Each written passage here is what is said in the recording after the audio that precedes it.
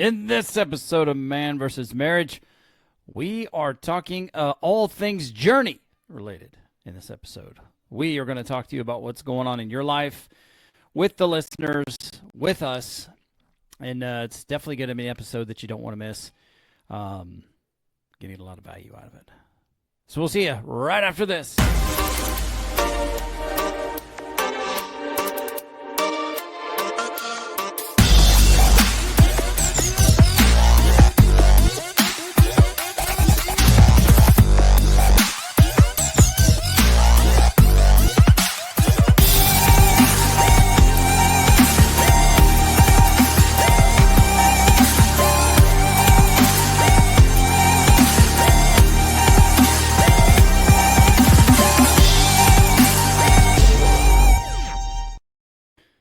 Welcome back to another episode of Man versus Marriage. It is I, the Hobbling Q Dog, back in the Moran family studio. After more than a month with my lovely wife, Jeannie Moran. Jeannie, what's going on with you? Oh, nothing. Just taking care of you. That's true. When you say nothing's going on, that's a flat-out lie. Plenty going on, There's good always and bad. something going on. Yeah, it's called life. It's the privilege of living this life, the gift of living this life on earth. So, hey, before we get started, I want to make sure you know that you can reach out to us via email. There are many of you who do, and if you want to know how to get in touch with us, and look, you go directly to me. You go directly to the Q Dog. We're having some technical difficulties with Jeannie's email, so right now we're running it through me, but it's Quincy at MVSM Podcast. For those of you who are only listening and not checking us out on YouTube yet, it is QUINCY at MVSMpodcast.com. And that is MVSM, like man versus marriage, just so you know. It may be self-explanatory, but I want to make sure and put it out there so that you know what's up. Also, I want to make sure that you go and check out our website. Our website is QuincyMoran.com. And what you can do there is you can check out all of the various things that we are doing when it comes to impacting culture, your life, and your relationship. And it's definitely a lot. We've been doing this. We're going on 7 years now, so we're excited to move this podcast into the next phase, which is going to be very, very beneficial for you all. But over at QuincyMoran.com/apparel, you can go and rock the brand on behalf of Man versus Marriage if we have made a positive impact on your life. So would you do that? Would you go check it out? Would you grab some apparel and then wear it out into the public? Like today, I'm wearing the Family Famous. It's in gold. Love that bright green. I probably need to order one and put one on my body. But yeah, I'm wearing gold today. And as you will know, shout out to my buddy, Edward, who made me this hat, this Man versus Marriage hat. I love it. There will be more of that coming. So make sure you go check out our store. Really simple. Go get what you want. Buy it. Buy something for a friend, and then start to spread the gospel, so to speak, of Man versus Marriage. So you have the email. You have the website. And now maybe a little update. I hate to put a timestamp on the podcast, but I'm going on 4 weeks at post-recovery, post-surgical, post-surgery from having my knee replaced. And it's been great. The family has really stepped up for me and really helped me out a lot.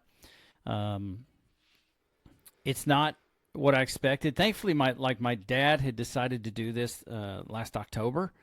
And so he's been a guide for me. My mother had her knee replacement probably 10 or 15 years ago, so things are a little bit different than when she had it done. But they've really been a resource for me to reach out to. Little hiccup the first couple of weeks, but I'll tell you what, after they got the medication right, I was good. I'm not off and running, literally, but I'm off and running, making improvements every day. So for those of you listeners that keep in contact with me, I want to thank you for your prayers and for checking in. One particular Jack has been checking in quite often, and it means the world to me. That you take time out of your day, you reach out to me and see how I'm doing, and then you will take on your own time between you and God, and you will mention my name to Him so that I have a faster and more speedy recovery. So with that being said, today, what we're going to do is we're going to give you one of those journey episodes where Jeannie and I just talk about what's going on in life, catch you up to speed with where the Moran family is. And then we'll talk a little bit too about what's going on in the emails and what people just in general are facing in their life. And a question I want you to ask yourself right now as I'm asking you, which is there a purpose in your pain? I think that's something that we need to understand. And number one, I look at it and I go, man, it is an honor and a privilege. I don't say this lightly. It's an honor and a privilege just to live this life here on planet Earth.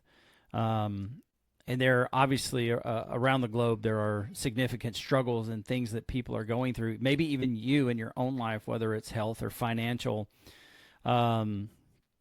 etc. But every day, if you can shift your mindset to say, no matter what I face today, today is a privilege to live, because not everybody's getting that opportunity. Not everybody woke up today. And as me and some customers will say, I heard it said once and I adapted it. I'm on the right side of the daisies today. So life is a gift. And so I want to challenge you to, challenge your mindset in understanding what a privilege it is to live this life. And secondly, one of the things that's really important to me and what I teach the guys that, that want my help and assistance, in this journey, when there's a lot of pressure on you, to perform, whether it's work or a creative project, for us, this podcast, for Jeannie writing her books, for us being parents, our relationship, when there's a significant amount of pressure, I want you to understand that that pressure is a privilege in this life. And why do I say that? It's because you're doing something meaningful. You're doing something that's going to impact another human being. And it is a privilege in this world to impact people in a positive way. And you have the opportunity to do that.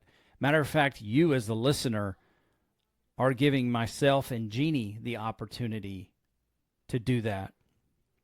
And so I take it as if it is a privilege. It's sacred to me.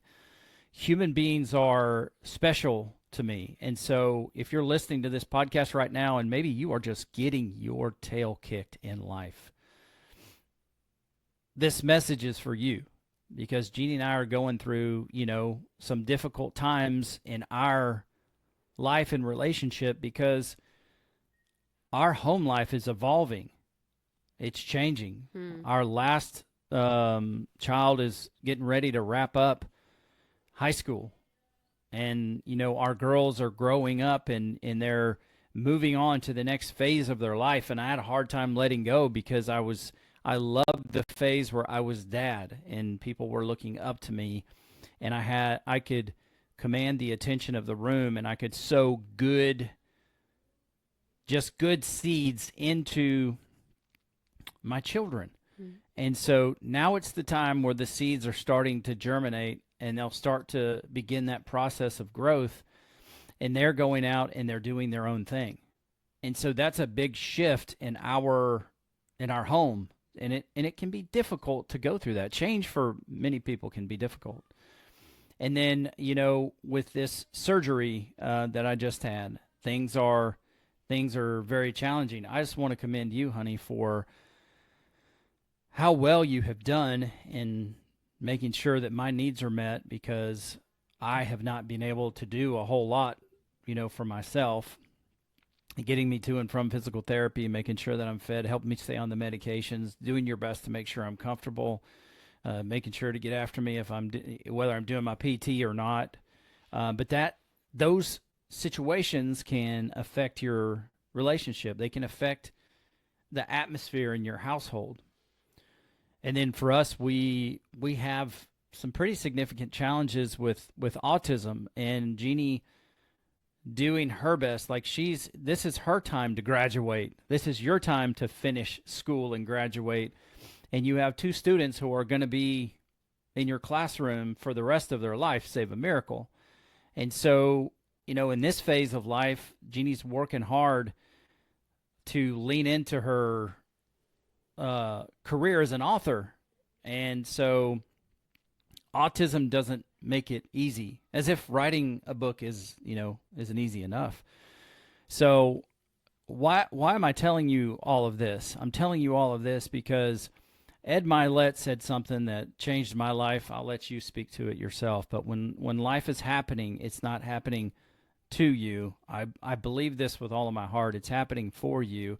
And whatever is coming in life is an opportunity for you to transform the person that you are, who you are becoming, or to measure how far you have come based on how you respond, both internally and externally.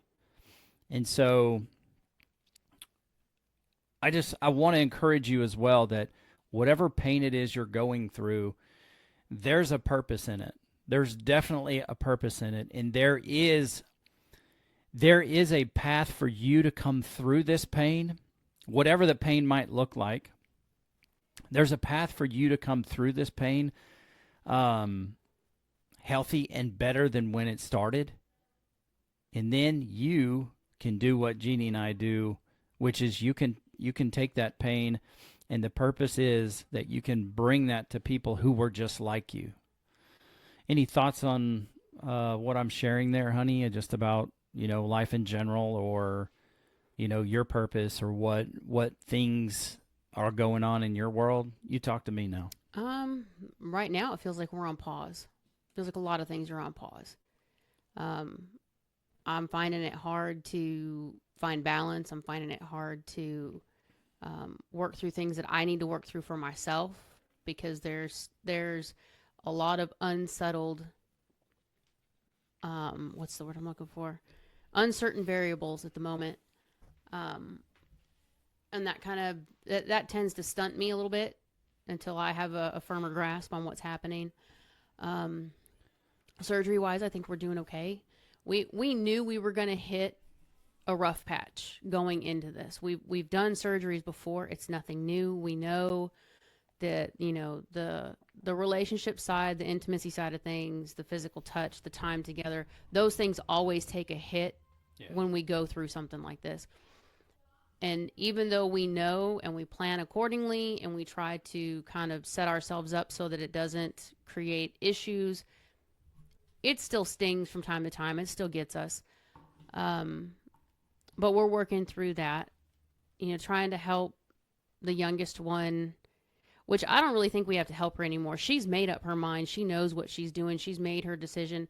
She just hasn't put it out there the way that she wants to put it out there for fear of backlash or personal opinion, whatever it may be. But she knows what she wants to do. She's locked. When we went out the other night, I took her out for a mom and me date. I just kind of wanted to touch base with her and see where she was, because there's a lot going on. And as soon as I said, hey, I want us to go out and plan a mom and mo date, she was like, okay, can we go do dinner? Because I need to get away. I feel like I'm drowning in decisions. I don't know what I'm supposed to do, and I just need to be away from the house. Sure. Mm-hmm. So we shifted gears a little bit and went and had dinner, and we talked through.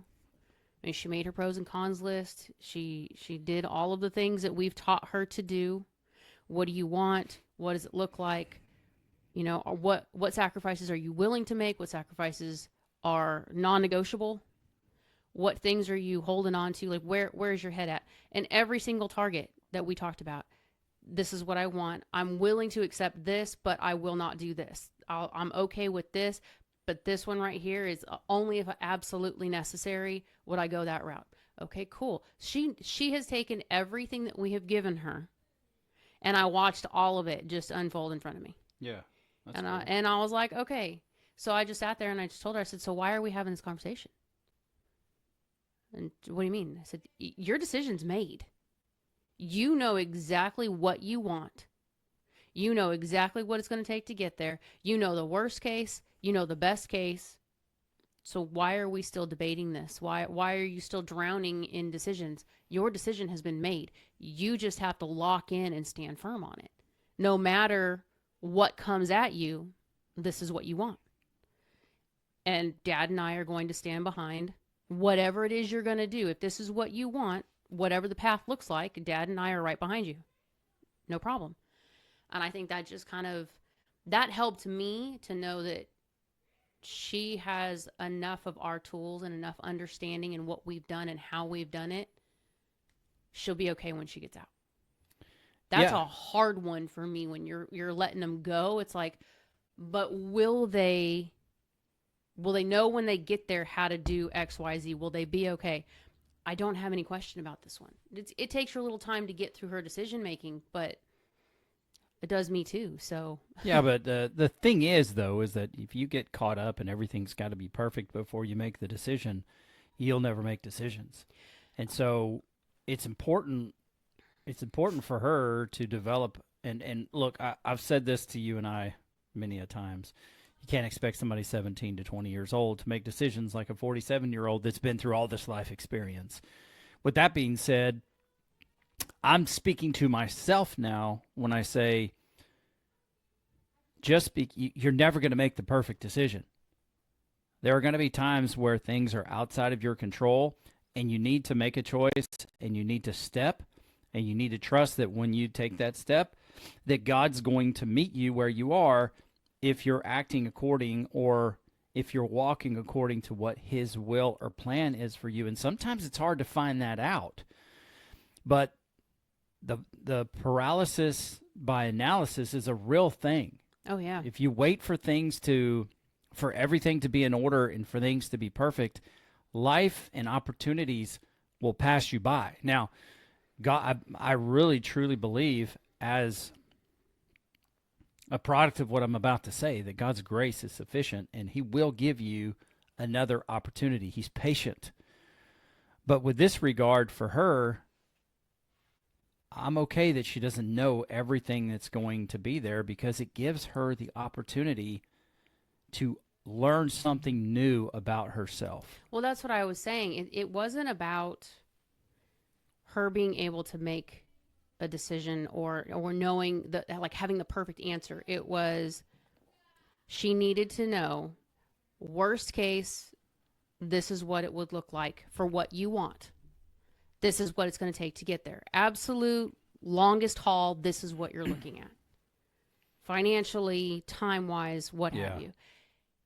If everything lines up and all your ducks are in a row and, miraculously everything goes perfect, then this is what it looks like. Now, the gray matter in the middle, that's the stuff that we don't know, and it doesn't matter. All that matters is you know what this point looks like, and you know what this point looks like. And you've made your decision. Mm-hmm. Stick to the decision. Stop looking at all these extra variables. Just stick to the decision. Whatever else comes, we'll deal with it as it comes. But I think she just, like us, had so many, not just options, but opinions. And she was getting concerned that, and these are people she trusts. So it was hard for her to take other people's input, people you trust. They genuinely want what's best for you. It was difficult for her to say, yeah, but this is what I want. And I know this is what you're telling me, but this is what I want. It's like, okay, there are going to be times when you're going to want something and it may not be what's best for you, but it's what you want. That's a choice you're going to have to deal with. Mm-hmm. There are other times that you're going to want something that is exactly what you need, and other people are not going to agree with it because it's not what they think is what you should do. Again, you're going to have to make your choice and live with it. And that's the part that she's struggling with, because that's part of being a grown-up. When she starts making these decisions, and it's like, okay, take a step back. You just made a grown-up decision. This is what it means to be an adult. You make the choice. You walk it out. You deal with whatever consequences, good, bad, or indifferent, that come your way. But you stick to the fact that this was my decision, mm-hmm. and you own it. And it took her a couple of minutes, and we talked a few things out, and then she just kind of sat back and relaxed. She's asked questions about our relationship and when we started and where we were at, and, what are my thoughts on courtship, and what are my thoughts on long distance, and what do you and I think about helping If they run into a rough patch, are we willing to help? You know, she genuinely just went everything on the table. Yeah. Which I was glad that she did. Mm-hmm. But it also kind of helped me put a few things out on the table that she needed to know. You know, we made choices in our marriage that not everybody was happy with. Mm-hmm. We had things that happened that weren't necessarily bad, but unexpected. And we wrote it out, and other people around us, close people, peed all over it.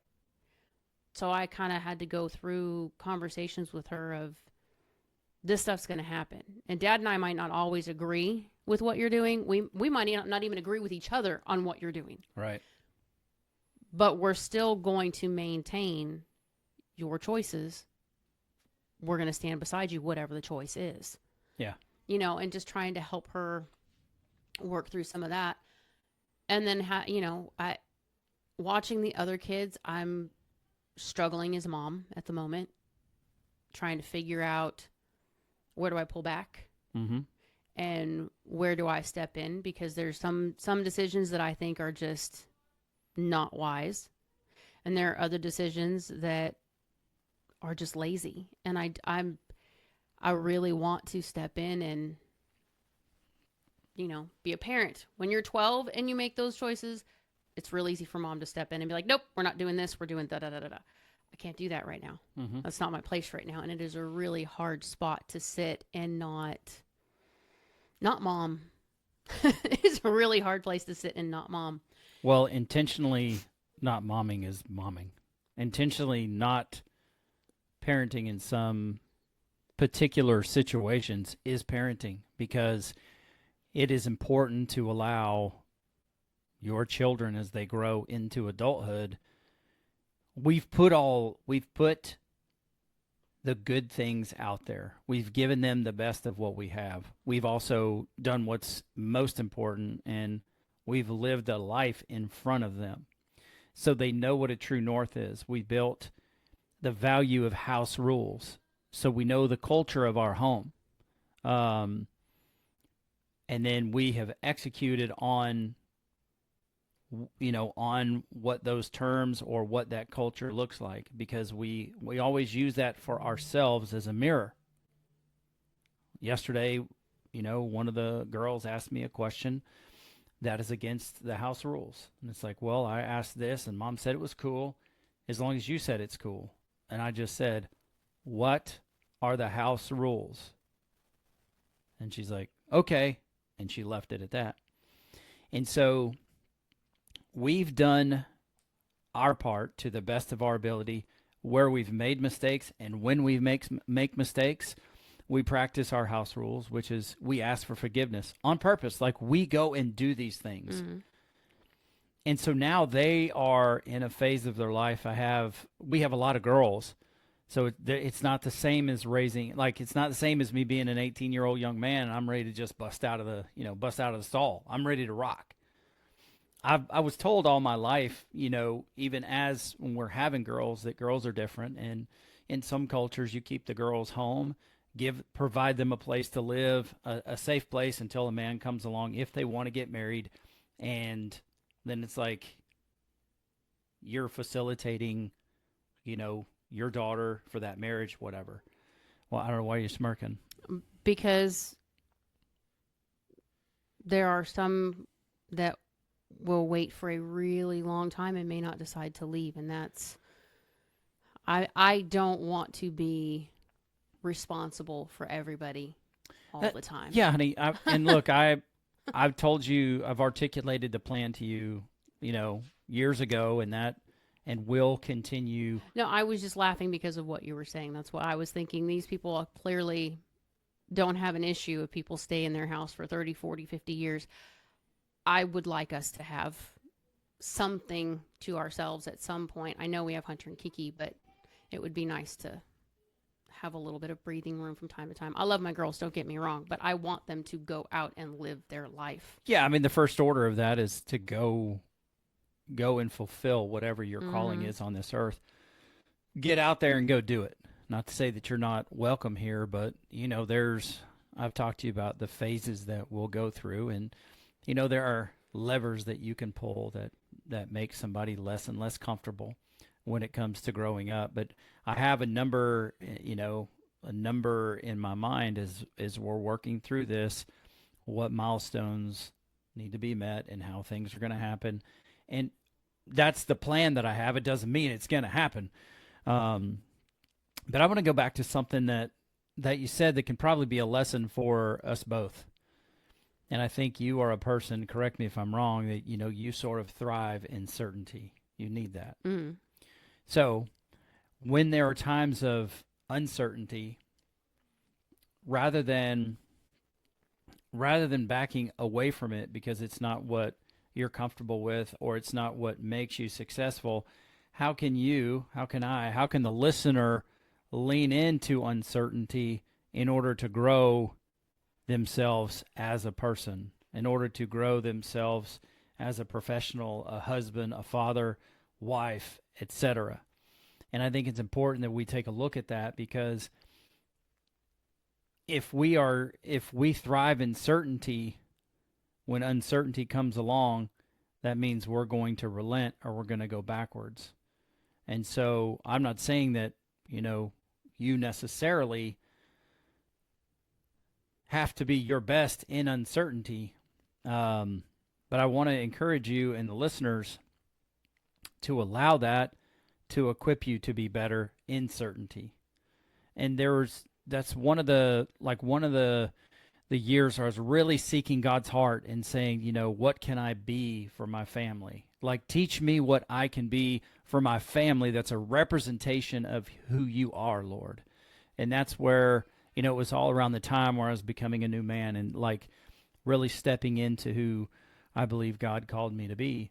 And that was, in hopeless times, I want to be a beacon of hope. Because of Christ in me, I want to be a beacon of hope. In uncertainty, I want to be certainty for people, namely my family. Mm. And so life provided us plenty of opportunities of uncertainty, which gave me the opportunity to rise to the occasion, to be certainty. And the family really appreciated that, because they needed someone or something to be a true north. Kind of like in the hospital, it's like most of the time we were in the hospital, as long as my mother never panicked, I didn't panic. She was, until the time she did panic, and then it was up to me to hold it together, in that trauma room. Mm. when I nearly crumbled. And so you can look at the areas in your life where you are challenged. Maybe you are not great with uncertainty. Well, rather than shying away from that, maybe lean into, uncertainty when that is what's going on in your life, in order to create more certainty during those times. And then what you'll see is you'll see yourself begin to transform. And when uncertainty comes, you'll be able to rise, like a temporarily rise to the occasion, because you'll expand yourself on the inside. You'll be able to do it.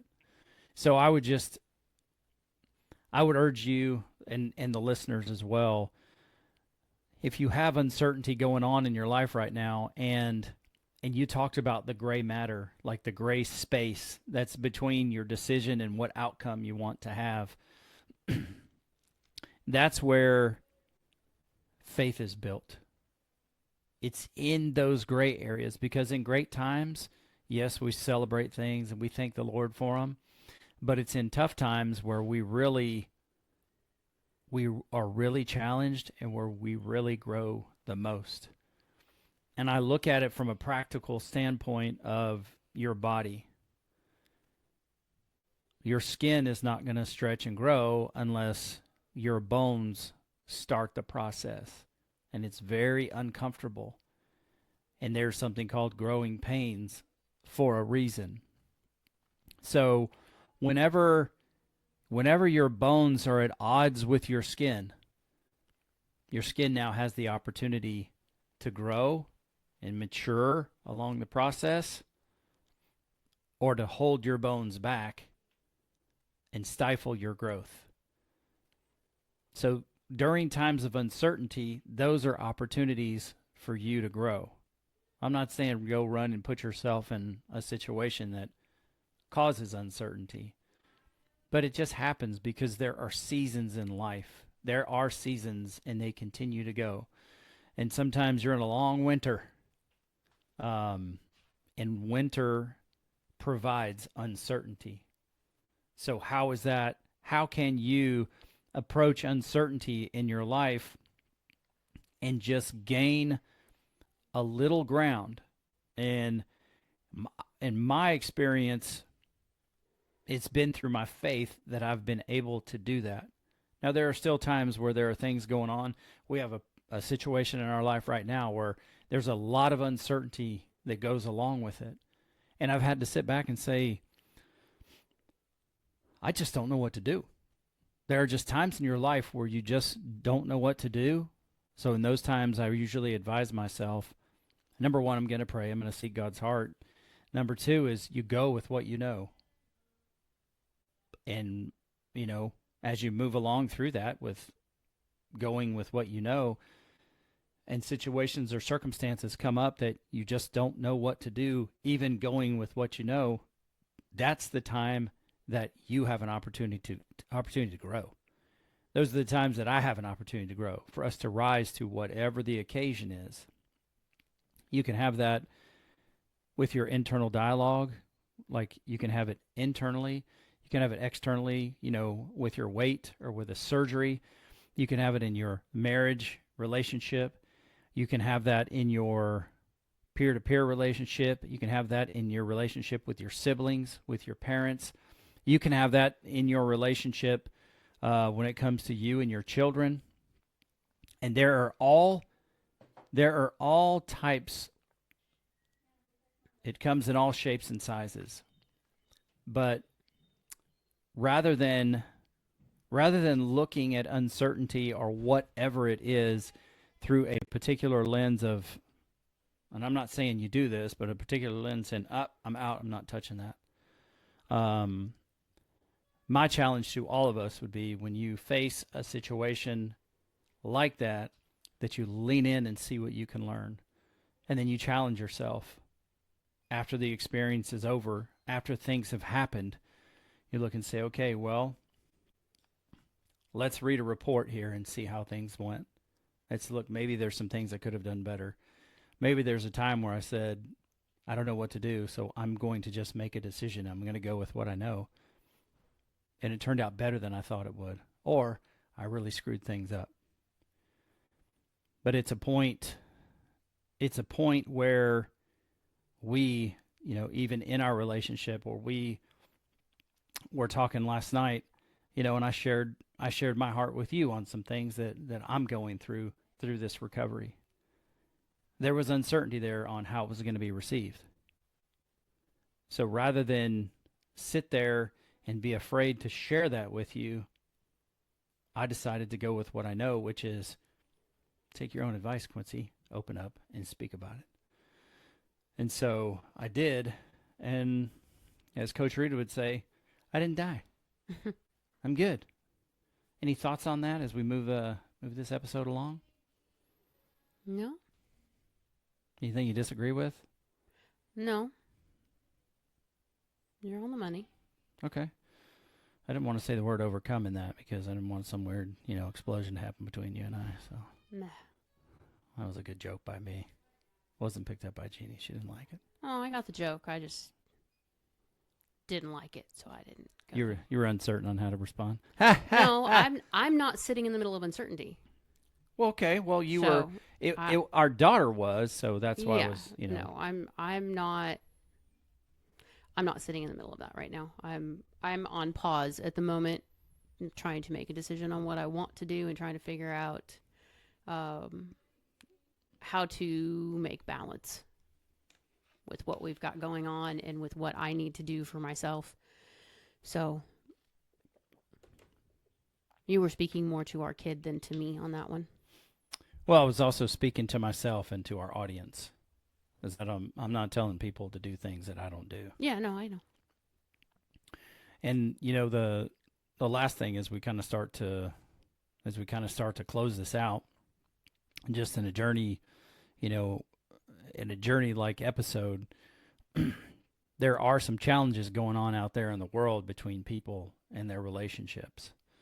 Um, we've recently put out an episode on pornography addiction, and it's interesting that when we put out in the ethos, so to speak, that we wanted to move in that direction, to have my cousin Noah come on to the program and talk about it. It was at that time that there were people that started reaching out to us even before we said it on the show. And there were people reaching out to us, struggling with, pornography, whether it's a wife to a husband, or a husband in his life, and his wife, or just, men in general, that it's like a personal thing going on that they no longer want to have controlling their life. So I've gotten some great feedback about, the show on pornography. If you haven't gone to listen to it, it's episode 333. I really think it will bless you, even if you're not addicted to, pornography, or maybe it's something else. I mean, I think it'll really shed some light and maybe give you some hope and some strategy on how to overcome some things in your life. And then, 332 was an episode about kintsugi and how, the age-old Japanese tradition of the broken things in your life as they're put back together, they don't have to be things that you hide from people. Rather, you put those things back together, you bond them with a precious metal, and now it becomes a beautiful part of your journey because it's something that you have been through. You've made it to the other side, you've overcome, and now it's something that you can use to encourage other people to take the broken areas of their life and to just really bring it full circle, to use the pain in their life for a purpose. And the purpose is to help the person that you used to be. You're twiddling your thumbs and you're smirking. I'm laughing because the feedback we got on that show was just great. Because we had an argument on the show, and everybody was just the people that we've talked to were excited because it just goes to prove we're not scripted. This is, you get what you get, and it was a heated moment, mostly because of just a misunderstanding between verbiage, but it was pretty funny. The feedback that we got off of it was pretty funny. Yeah, well, one of the people that gave me feedback, she said, I have to agree with Jeannie's side in this because... Oh, you haven't told me this yet. Well, I'm telling you now. She said from my perspective, I land where Jeannie does on this, and it's because, the idea of when you overcome something, if you have overcome something, then it's done and it's in the past. And I challenged her on that particular mindset because I overcame food addiction and I got healthy. It doesn't mean that it does not come back to visit me to see if I'm still over it, or maybe I fall off the wagon. And then I look back and I remember, hey, I've won this before. And I can do it again, no matter how deep the rabbit hole gets. So if I liken it, biblically, let's say I take it to the Bible, for those of you that know the Bible, and it's like the parable about someone who has an evil spirit cast out of them. What does the story tell you? Well, once an evil spirit's been cast out, you're free. But it's going to come back and test you and see if you're really done. And it's going to bring some friends. And that happens in life in general. Maybe you're an alcoholic and you've overcome it. You haven't had a drink in 40 years. That doesn't mean because the temptation or, the thought comes back, gosh, life sucks right now. Maybe I'll have a drink. It doesn't mean you haven't overcome it. You have. And you have an opportunity to overcome it once again and to get stronger. Each time you make that decision, when you make that decision, when it comes back to you or it comes back to your mind and you make the decision to overcome it again, you are reinforcing the work that happened. You are reinforcing the overcoming. So it's going to come back. Just like with us, with whether it's our arguments, our insecurities, or whatever it is, you get to a point where you overcome, but it always comes back around to visit you. I've called it in the past, testing your mettle. And it tends to come at those familiar times where you have an opportunity to justify doing it again anyway. And the longer you go and the more decisions you make to reinforce that victory of overcoming it, the stronger you get. And it doesn't mean you're not going to have times and moments or seasons of weakness when things are so heavy on you, you feel like you're going to break. And so that I just presented it to her in that manner. And there's been more than one time where she's like, "Hey, dude, I side with Jeannie on this one." And it's like, "Hey, good. I'm not here to beg you to agree with me.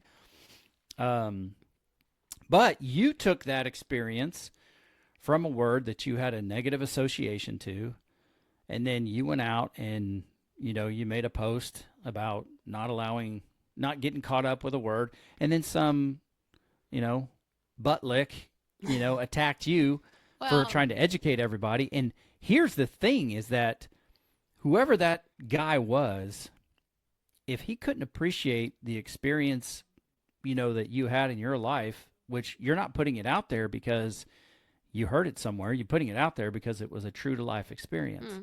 And then people can be so self-focused, us included, that you miss a golden opportunity to learn from someone else's mistake.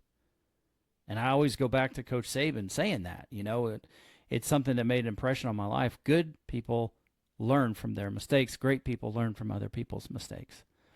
And so maybe instead of being a turd, he could have asked more about it. But who really cares? I mean, he was just looking to stir issue, and it wasn't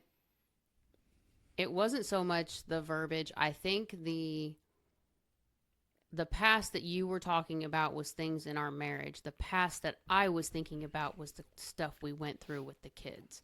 So that's where the disconnect was. How we overcome things in our marriage, yes, I'll agree to that because we've made changes, we've progressed, we've gotten better. When it came to things that we went through those first 10 years, I was thinking back to the kids, the health issues, the hospitalizations, the different things of that nature. I don't look at any of that as overcoming. I look at that as we just went through it. We got through it and then we moved forward. There was no overcome because the things that we went through just kept coming. And those weren't things we had a choice in to overcome. Those were things that we just had to live through and process. So that I think that's where my whole disconnect came in that conversation. But as far as the stuff on Facebook, it was proving a point that I can't even think of Trent's last name right now. There's a Shelton. There you go. I listen to some of his stuff. He's very intense, so I don't listen to it often. He's very, very high energy. And it's a lot to take in because he hits bullet points, but he hits them at rapid fire. So anyway, he had posted something and was talking about your magic, tapping into your magic and whatever your magic is and, spreading it amongst the world. And he's Christian, and Christian people flipped out because it's not magic, it's gifts, it's this and that. And it was just this whole argument that started, and it frustrated me because, one lady was upset because he said universe instead of God. Okay, well, if you want to get technical about it and you really believe in God, God has always been. Therefore, God is universe. It is ultimate. There is no end to it, period. Well, he kind of made it too. So. Exactly. So it's kind of like, are we really going to hang up on this little thing? But it it all just kind of came back to it's not the word so much as what it means and how you take it. And that's, I mean, that can go as simple as the word service. You know, I have a different opinion based on what I was taught on what service is. Now we know better. You know, it's just it's just a mindset thing that you have to play with and decide whether or not you want to keep it or let it go. Yeah, and I myself can totally appreciate where you're coming from, legitimately, and I can still disagree with you. Mm-hmm. And I think I can't speak for you though on many of those things that we did go through. I have had to walk down those holes and overcome them. And so I did do much of the work, or at least as much of the work that I'm aware. Like if there's grass out there to cut, I went out there and cut it. And, you know, just using that as a metaphor of the things that happened in the past, I walked the path. And what's really crucial to overcoming these things as a whole is truly my faith. Because, you know, that's one thing that I really haven't, sorry about my phone. I went back to look just to make sure it was Trent Shelton, and it is Trent Shelton, former football player. But through everything that I've shared, you know, in the podcast, I didn't make it a Christian podcast. I'm a Christian, but I didn't make it a Christian podcast because I wanted to spread the net as wide as possible. And it's very interesting that my peers at work and whatnot, when they first started to hear about it, they just presumed it to be a Christian podcast because it was about marriage. And I said, well, we're Christians, but we don't make this a Christian podcast. Now I've made the decision, you know, 7 years in, to start to fold my faith into the podcast because it's such a part of who I am. And I never hide it on the show. I'm always going to talk about it. But really, in order to go down these rabbit holes of pain where like you've thrown things down there or you've left them there, it's really God, it's the Holy Spirit that has helped me through them, especially through the various challenges with autism. I've never felt like more of a failure in my life, period, than with autism. There's nothing in my life in my 47 years of living that's made me feel so hopeless, helpless, powerless, and like a failure like autism has. A lot of that revolves around, you know, growing up and wanting to be a dad and having a son and having that son carry on our last name and our legacy and having a family of his own and going from father to mentor and friend. And so, you know, looking at where my son is in this walk of life and just, you know, having a conversation with one of our girls the other day who just really gets frustrated because of his responses, which I totally understand. I said, just for a minute, consider this, that he sees you girls have a job. Some of you girls are driving. Some of you girls are going to college.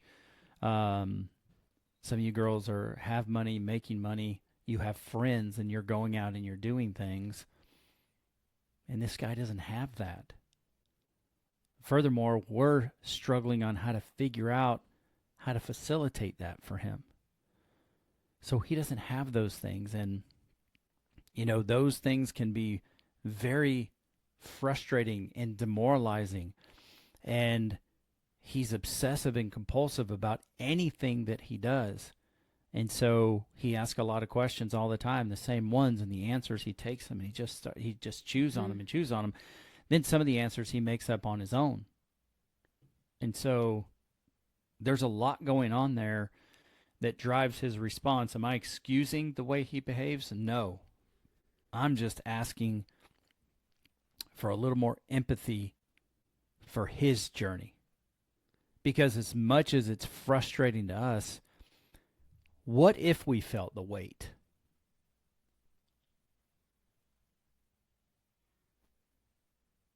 that he feels day to day not having those things in his life that he's always wanted. Mm.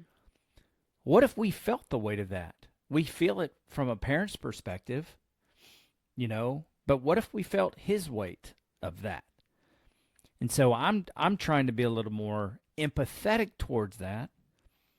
And that's kind of the approach I try and take towards the listeners of this podcast, the people that I come in contact with that need help, because God love them. I've been there in those shoes. And I'm here to tell you that if you, listener, like just coming from, where I'm at, if you had felt the weight of the things as I've felt as a parent, I mean, it can be crushing. It can crumble you, especially when you feel so powerless. And so, I take a step back, and I believe God is always so good to give us a various perspective, because life happens to people. And so when I get frustrated by some of these situations, something will come up on a Facebook or an Instagram or a story where, just in times past, there are nonverbal autistic kids that can never express verbally or speak the words "I love you" to their parent. Now, while I get a whole lot more than, "I love you" to the frustrating side, I do still get that from my son. Mm-hmm. And so as short as life is, like as short as if we live to be 100 years old, in the span of forever, it's such a small blip in time. And you have the opportunity to make the best of it. And if you have to endure some of these hardships for a short amount of time in order to love and honor the people in your life and to honor the gift of life that God has given us, then that's the way it goes. And we've talked about it in Bible study, and it kind of stopped me in my tracks one day, because one of the things in Bible study, this Tim Tebow book that we did, was like, what are some of the things that, this would be hard to talk about, but what are some of the things you're looking forward to in heaven? And the first thing that came, to my mind was, I'm looking forward to meeting, Hunter and Kirsten. Whole Mm-hmm. is who they are. And by God, I hope that they appreciate what I tried to do as a parent, and, can look past the mistakes that I've made as a parent for autistic children, because there are times where you just get desperate because you don't know what to do. And so God's grace is sufficient for us and what we're going through, and it's a very short amount of time, even though it is at times grueling from the day-to-day perspective.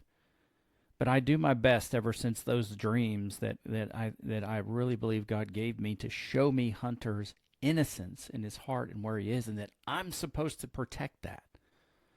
I have the privilege of protecting that because he has such a great heart. It just compels me to try again. And so that's what, that's where we find ourselves. That's part of this leg of the journey where we're on, that maybe we can get more engaged with a routine in their life now that this other routine is winding down and these girls are going to do other things. And I don't know what that looks like. But that's kind of the discussion that I had with one of his sisters the other day, because it can be frustrating the way that he talks to you. And I'm not excusing it. I'm saying maybe a little more empathy and sympathy towards people. Well, I think they forget too that he's the older brother, and his sisters have to make his food because he can't. Yeah. I mean, he could put a sandwich together if you walk him through the process, but to walk him through the process could take 30 minutes to make a sandwich. So it's not so much that we don't want to spend the time as it's just easier to do it for him. But there's a lot of that with him. There's a lot of frustration. There's a lot of jealousy because I'm the older brother. Yeah. And you're doing all of the things for me. I'm a big boy. I'm a grown man. Okay, cool. But dad still has to help me brush my teeth.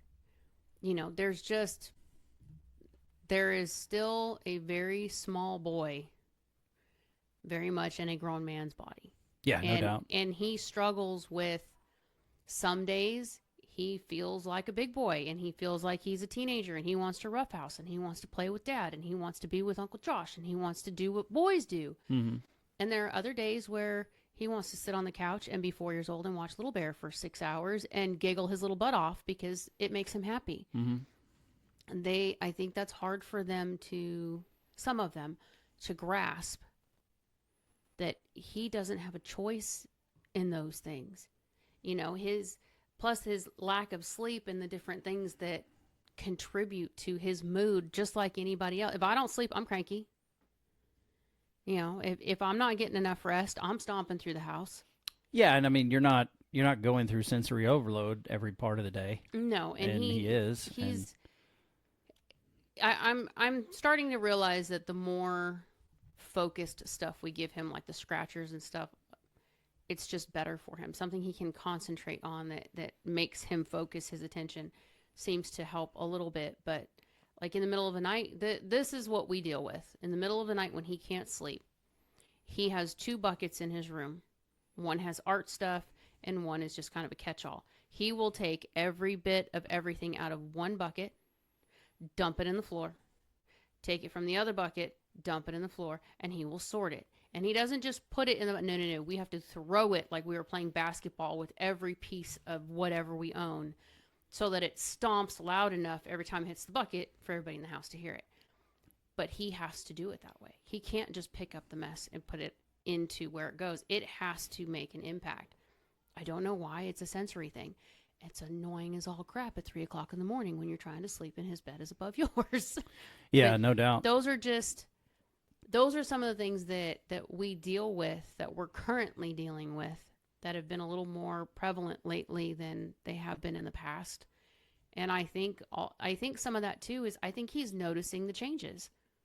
I mean, routine change. You're home and you've been home every single day for 4 weeks. That does not happen. Mm-hmm. Dad's normal work schedule is you're gone X amount of hours during the day, or you work at home 1 or 2 days a week. This is not normal for him, so he's getting adjusted to that. Well, we're getting ready to switch that back. Mm-hmm. So we're going to go through a little bit more. The girls' schedules are changing. They're going on spring break in a week. Everybody's going to be home next week. He's not going to be happy because he's not going to be in control of the TV for a week. It all contributes to what we're dealing with. It all contributes to, like, there's patterns that we know when the behaviors are coming. We know stuff that's happening. Yeah.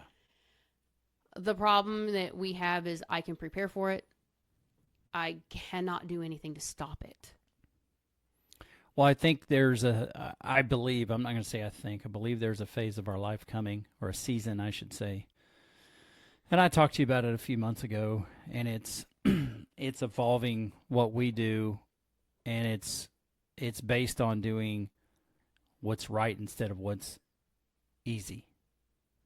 And so for my life, your life, their life, I see that season coming.